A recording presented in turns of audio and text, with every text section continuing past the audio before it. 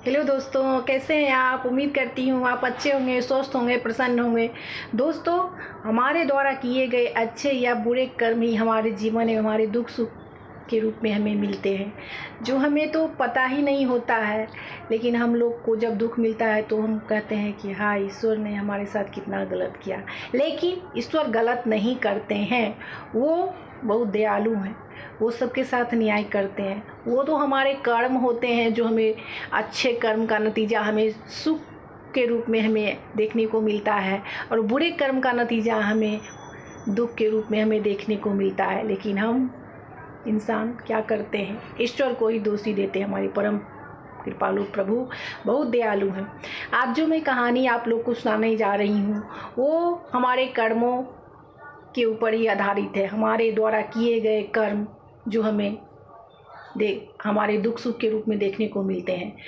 ये कहानी है एक सेठ और नौकर की। सेठ के यहाँ एक नौकर नौकरी करता था। वो तन मन धन से सेठ की सेवा किया करता था। उसका बिजनेस सेठ का बहुत बड़ा व्यापार था।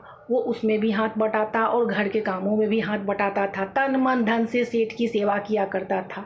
सेठ बहुत खुश हो गया उसके कामों को देख कर कि इसके वजह से मेरा घर का भी काम अच्छा से होता है और बिजनेस में भी ये मेरे व्यापार को भी ये बढ़ाने में ये जब से आया है तब मेरा व्यापार भी दिन दूना रात चौगुना करने लगा है। तो सेठ खुश होकर उसकी तनख्वाह बढ़ा दिया। बढ़ाते बढ़ाते सेठ उस पर इतना प्रसन्न रहता था उसके कामों को देख कर कि बढ़ाते बढ़ाते वो बहुत बढ़ाते चला गया। और कुछ समय बाद फिर वो अपने व्यापार में भी उसका पार्टनर बना दिया, 1-2% का पार्टनर बना दिया। बहुत साल बीत गए। बहुत साल के बाद एक दिन सेठ रात में बैठा हुआ सोचा कि देखूं तो आज इसका कितना हिसाब हुआ है। और अच्छा, इससे पहले नौकर भी जो था वो सेठ से कोई पैसा मांगता ही नहीं था। वो सोचता था जब मुझे काम पड़ेगा तब मैं ले लूँगा या सेठ अपने आप मुझे दे देगा। और इस तरह पैसा सेठ के पास ही पड़ा रहता था। तो एक दिन रात में सेठ ने सोचा कि चलो आज इसका हिसाब कर लेता हूँ, आज इसका कितना पैसा इतने सालों से मेरे यहाँ पड़ा हुआ है, कितना पैसा हुआ। सेठ जब हिसाब करने बैठा तो देखा, अरे बाप, इसका तो इतना पैसा निकल रहा है। अब सेठ थारा इंसान उसके मन में लोभ घेरने लगा कि इतना पैसा तो मैं इसको मुफ्त में ही दूंगा, ये तो मांगता भी नहीं है। और सेठ मन ही मन लगा ये करने कि इसको इतना पैसा देना पड़ेगा, इतना पैसा देना पड़ेगा। एक दिन अचानक नौकर बीमार हो गया तो सेठ ने एक डॉक्टर बुलाया और डॉक्टर को बोला कि मैं तुम्हें 1 लाख रुपये दूंगा अगर तुम इसे जहर की सुई दे दोगे तो। वो डॉक्टर भी ना आओ देखा ना ताव देखा, 1 लाख रुपये की लोभ में आकर उसको एक सुई लगा दिया जहर का और नौकर मर गया। लोगों ने सोचा, सबने सोचा कि बीमार था मर गया, आई गई बात हो गई। सेठ भी खुश हो गया कि चलो इस बात की किसी को भनक भी नहीं लगी और बात ख़त्म हो गई और अपने रोज़मर्रे के कामों में व्यस्त हो गया। सेठ के घर कोई संतान नहीं होती थी। एक दिन उनकी पत्नी ने कहा कि मैं माँ बनने वाली हूँ। सेठ बहुत खुश हुआ। उनके घर में संतान प्राप्ति हुई, रत्न प्राप्त हुआ और एक बेटा का जन्म हुआ। तो सेठ मन ही मन सोचा कि मैंने तो एक बुरे कर्म किए थे, लेकिन भगवान खुश होकर मुझे पुत्र रत्न के रूप में पुत्र की प्राप्ति हुई है। चलो, मुझे तो ईश्वर ने अच्छा ही किया है। जब इसी तरह लालन पालन करते हुए सेठ के लड़के को 22-20 साल हो गए तो सेठ ने एक दिन उसकी सोचा कि इसकी क्यों ना शादी कर दूं, और सेठ बड़े धूमधाम से उसकी शादी कर दिया। तो जब वो पत्नी को लेकर आया तो अचानक सेठ के लड़के की पेट में बहुत ज़ोर से दर्द हुई और वो सेठ उसे लेकर बड़ा परेशान हुआ। उसे बहुत जगह इलाज कराया, डॉक्टर से, हाकिम से, वैद्य से, एलोपैथी, हेम्योपैथी, जिसने जो कहा, झाड़ फूँक, मंत्र तंत्र, लेकिन वो लड़का ठीक होने का नाम ही नहीं ले रहा था और दिन पर दिन उसकी मर्ज बढ़ते ही जा रही थी।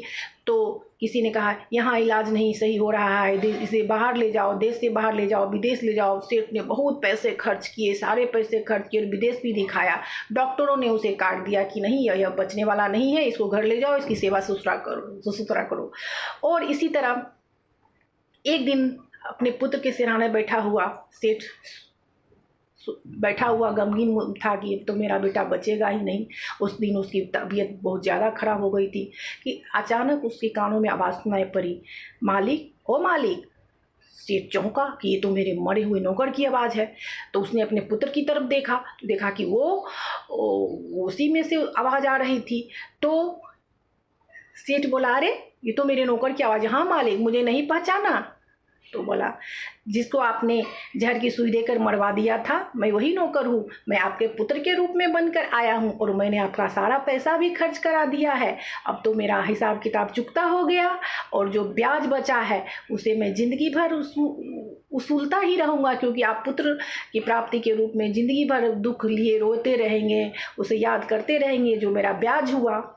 तो मालिक बोला, सेठ बोला कि अच्छा ठीक है, अच्छा एक बात बताओ, मैंने तो तुम्हें मरवा दिया तो ये मेरा कर्म था जो मुझे भुगतना पड़ रहा है। उस डॉक्टर ने क्या कर्म किया था? सॉरी, वो तुम्हारी जो बीवी है उसने क्या किया था जो उसे ज़िंदगी भर का ये बेधब का दुख दिए जा रहे हो? तो नौकर ने कहा, मालिक उस डॉक्टर को भूल गए क्या जिसने मुझे जहर की सुई दे दी थी?